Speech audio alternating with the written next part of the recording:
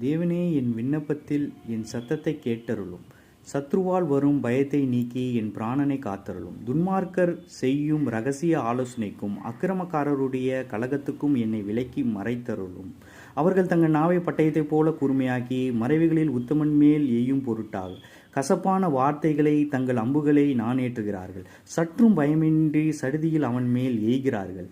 அவர்கள் பொல்லாத காரியத்தில் தங்கள் உறுதிப்படுத்தி கொண்டு மறைவான கண்ணியை வைக்க ஆலோசனை பண்ணி அவைகளை காண்பவன் யார் என்கிறார்கள். ஆனாலும் தேவனே அவர்கள் மேல் அம்புகள் எய்வார்.